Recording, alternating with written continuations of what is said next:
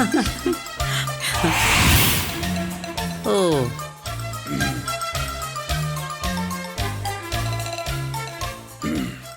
ഇവിടെ എന്തോ അബദ്ധം സംഭവിച്ചു എന്നൊക്കെ കേട്ടല്ലോ അമ്മേ.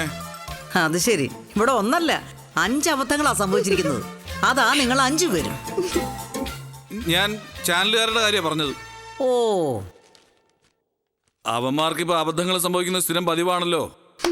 അതോ ഡൽഹിയിൽ നിന്ന് ആരെങ്കിലും വെട്ടിച്ചു പോന്നതാണോ? ഞാൻ വരട്ടെ ആന്റി. നിക്കണം.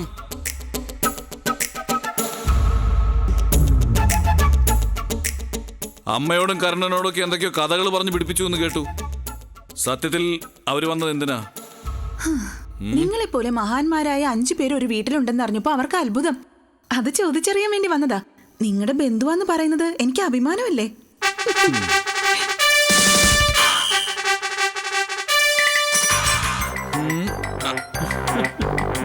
അവളൊന്ന് ആക്കിയതാണോ അമ്മേ? അതിലും സംശയം. ആക്കിയത് തന്നെയാ. അമ്മേ, അവള് പറയുന്നൊന്നും വിശ്വസിക്കരുത്. ഇത്ര പ്രശസ്തയാണെങ്കിൽ അവൾ ആ നാട് വിട്ടു വരുമോ? അമ്മ ഒന്ന് ആലോചിച്ച് നോക്ക്. വിദേശത്ത് പോയിക്കോളാൻ അമ്മ പറഞ്ഞിട്ട് ഞങ്ങൾ പോകാത്ത എന്തുകൊണ്ടാ? അതാ നാട്ടുകാരുടെ ഭാഗ്യം കൊണ്ട്. അല്ലമ്മേ, ഞങ്ങൾ ഈ നാട്ടിൽ തന്നെ പ്രശസ്തരായതുകൊണ്ടാ. ആണോ? മുറ്റത്തെ മുല്ലയ്ക്ക് മണമില്ലല്ലോ. അതിന് ഞാൻ എന്ത് ചെയ്യാനാ? ഓ, അത് പോട്ടെ. അമ്മ എന്തിനാ അവള് പറയുന്നത് മുഴുവൻ വിശ്വസിക്കുന്നത്? ഞങ്ങളുടെ മാനമല്ലേ പോകുന്നത്? നീ ഈ പത്രവും വീക്കിലേക്ക് ഒന്ന് വായിച്ചു നോക്ക്. ദാ പിടി. ഇത് ഇംഗ്ലീഷ് അല്ലേ? എന്തേ ഇംഗ്ലീഷ് പത്രം അച്ചടിച്ചൂടെ? നോക്കടാ, തുറന്നു നോക്കടാ. തുറക്ക്.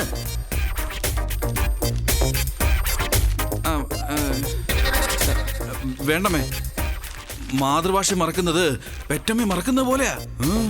മനസ്സിലാവില്ലെന്ന് മാതൃഭാഷയെ തന്നെ അങ്ങ് പറഞ്ഞാ പോരെ കഴുതേ. ഇങ്ങോട്ട് വാടാ, ഇങ്ങോട്ട് വാടാ. ദാ നോക്ക്. അതാ നോക്ക്. കണ്ടോ? അനുരാധ, ഇത് വെട്ടിയൊട്ടിച്ചതാവും. ഓ പോടാ അവിടുന്ന്. അപ്പതാ ഇതോ? ദാ ഇതോ, ഇത് നോക്ക്. ഇതും വെട്ടിയൊട്ടിച്ചതാവും. ഓ എടാ, അവള് നിങ്ങൾ കാണുന്ന പോലെ നിസാരക്കാരിയൊന്നുമല്ല.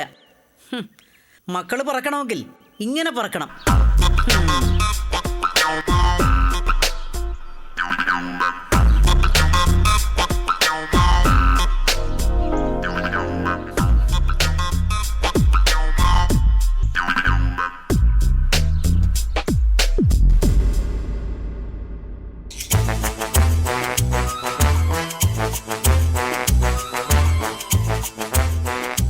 ഹലോ,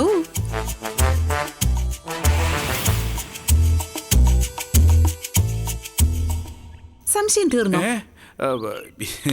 ഇതാർക്കാ പറ്റാത്തത്?